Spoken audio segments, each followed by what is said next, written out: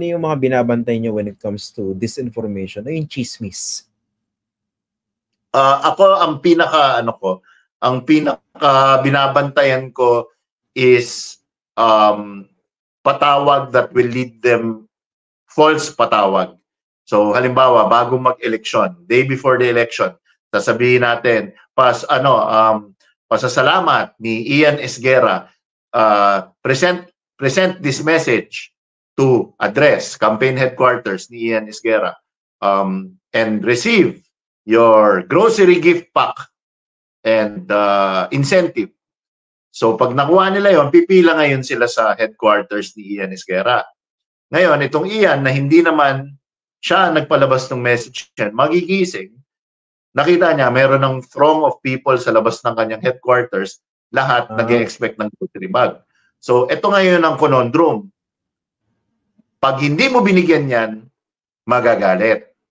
Oo. Kasi yung kalaban mo, naglagay din ng plants doon, mga tinatawag nating rabble-rousers or bulong boys, bulong brigade, na nandun sa crowd, oy, pinagluloko tayo dito, ano ba, kung bigay kayo, manggugulo. So, the crowd is whipped up into a frenzy. So now, if your candidate Ian Esguerra, pag binigyan mo yan, ubus ka.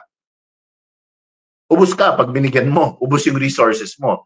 Pag hindi mo binigyan, galit naman ang tao sa'yo. What is the solution? So, yan ang mga pinaka-binabantayan namin. The false handle. May third option doon sa example. May third option ako nakita doon sa example mo eh. Paano kung nagbigay ka?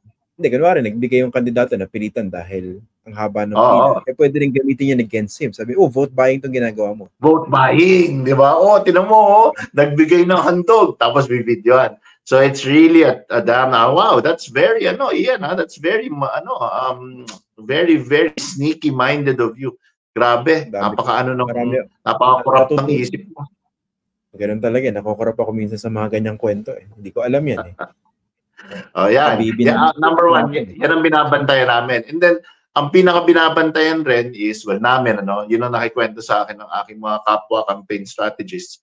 Ang isa pa, yung there is a very influential and large religious group that, very well known naman that they endorse. So, ang isa sa binabantayan namin is the false announcement. Yan, false announcement na nag-endorso na sila. Yung na hindi pa sila naglalabas ng endorsement, pangungunahan mo. So, halimbawa, gusto kong sirain si Ian Esguerra, gagawa ako na napakalaking mga tarp at Facebook posts na si Ian Esguerra nagpapasalamat sa pamunuan ng simbahan na siya ay dinala. They don't like that. That is the thing they detest the most. Pag pinangunahan mo sila, magagalit ngayon sa'yo. Yung simbahan. So, yung simbahan. So, baka dalhin pa yung kalaban mo. That's another thing. Ito, very funny untold story. Ito, nakwento sa akin. Parang natawa ako. Sabi ko, ang taba ng isip ninyo. Grabe. I was shocked, no? I was appalled. There was indignation in my spirit, no? Ang ginawa, naglabas ng material na binabati yung punong ministro ng simbahan na yon. Happy birthday. Tapos may mukha ng kandidato na kalaban, pero mali yung date. Nung birthday. Nung birthday. So nagalit ngayon yung buong simbahan dun sa kandidatong kasama sa TARP or nagpalabas ng TARP na hindi naman siya nagpalabas, yung kalaban ang nagpalabas. So yan. So basically, ita-turn mo yung simbahan na yon against your opponent. Against your opponent. And then there's what we call Jingle Bulaga. I'm sure a lot of our Faxnatics have experienced that. Yung tulog na tulog ka, alas 3 ng umaga, yun yung untold stories, no? Kasi pag nagkikwento sa akin yung mga kapwa ko campaign strategists, very detailed. So yun, ang tawag Jingle Bulaga.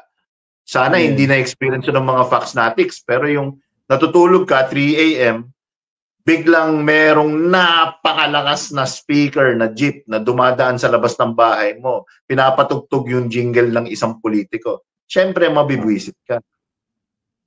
Pagtingin mo sa labas ng bintana, sisigawan mo, makikita mo na yung jeep ay nasa candidate A. Hindi mo nabobotohin si candidate A dahil walang kwenta siya.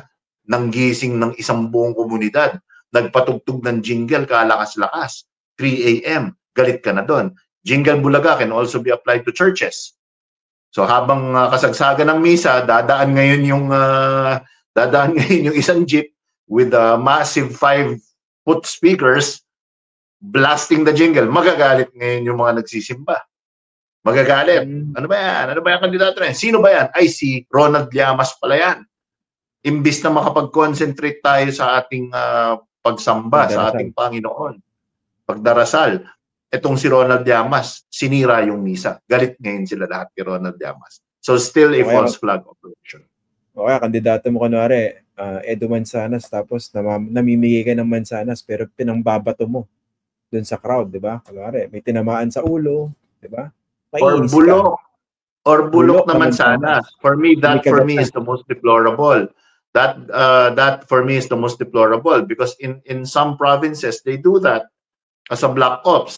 Gumagawa sila ng pansit na panis and then pinamimigay nila false flag in the name of the rival candidate. Dinidikitan ng sticker. Nagkakaroon ng kaso ng mga diarrhea, nasira ang tiyan, nagkasakit. Yon talaga ano na yon, safety hazard na yon. Yon hindi dapat ginagawa. Ito pala, kasi social media very powerful, no? Minsan may mga nakikita akong videos. Iniisip ko baka hindi ka false flag din yon. Learning from your stories, no? Yung kunwari, nagmo-motorcade yung isang kandidato tapos nag-ahagis ng, ano ba yun, mga armband or t-shirt. Tapos binabato sa kanya pabalik. Well, those videos I would again, I would think more na planted yung taong tatanggap nun para ibato sa kanya pabalik. But you don't know, di ba? It could be that. It could be that. So again, you have to examine. Does it look staged? Does it look mukha bang disingenuous yung paggagawa? So may mga ganyan. Yung dati may binanggit kayo, yung chismis ba yun? Yung papakalat mo na disqualified yung kalaban ko, dinisqualify ng Comelec. How effective is that?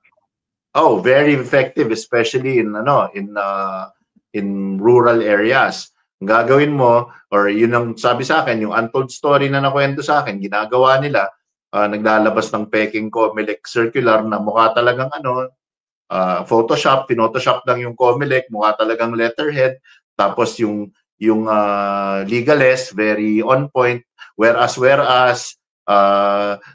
this honorable commission has declared that due to his dual citizenship candidate Ian Esguerra is no longer a viable or a legitimate candidate for mayor in this town. However, his name will still appear on the ballot.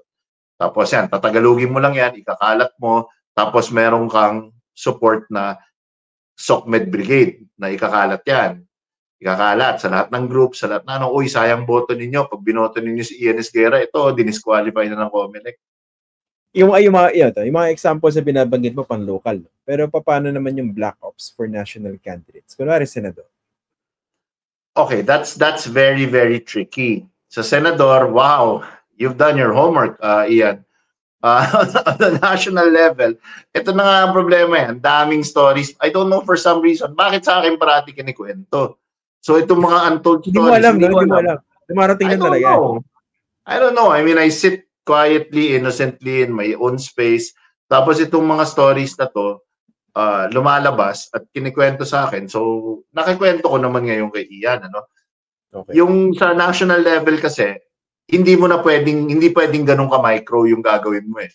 Yung mga lugar-lugar, manggugulo ka, yung jingle, that's too micro. You're chipping away at too small. And you're trying to boil the sea. Yan ang expression dyan, di ba? You're trying to boil the sea. Kailangan malaki. So, ang pinaka naman sa senador on the national scale, yung tinatawag nating gray area campaigning, hindi black ops. Gray area messaging. Okay. So, halimbawa, naglabas ako ng isang art card at mensahe may picture ni Ronald Llamas, candidate Edu Manzano for senator. Tapos ang quote niya, bilib ako sa kabataang Pilipino, bilib ako sa kanilang gilas at kanilang talino, kaya sayang lang kung sila ay maging call center agent. Kapag ako ay naging senador, sisiguraduhin ko na may mas magandang trabaho silang nag-aantay. Ikaw, kung ikaw ay isang call center agent, hindi ka maiinis? May insulto ako. May insulto ka. But if you read the message, is it outwardly black? Hindi. Tama. I get it. Because you think it's well-intentioned, he wants to give, but at the same time, he's stomping and insulting an entire large community. Di ba? Pag ganyan, inaaral mo yung demographics, di ba? Inaaral mo yung yes. So there are very sensitive and very, very, well, don't know if I'm using the politically correct word, but, you know, there are very touchy sectors. There are very touchy sectors. Nakita natin yan, Ian, dun sa isang matalik nating kaibigan. Di ba? There are very touchy sectors that will really react and become inflamed when you say things. So for example, ang mga kapatid natin sa LGBTQ+ community, 'di ba? So you can make a gray area message like that. 'Di ba? Na parang it seems well-intentioned, parang it's plausible. Maaaring sinabi to ng kandidato eh. Oo. Pero naiinsulto sila. Yan, the OFWs are another one.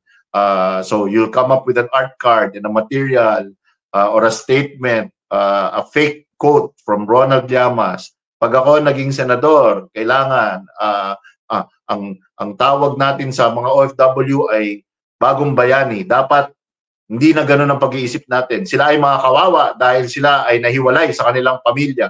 Kailangan ibalik sila. Ma-reunite ang pamilyang Pinoy. So now you're thinking, you know, it's plausible that this guy said it. It seems well-intentioned enough. But if you're an OFW, maiinis ka. So yan, these are the gray area messaging that you do. You're not boiling the ocean.